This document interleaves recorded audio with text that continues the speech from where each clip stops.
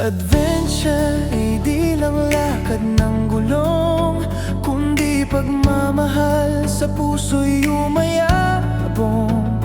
Charity mission, bawat kwento'y damhin, bawat suporta, kabutihan ng kapit.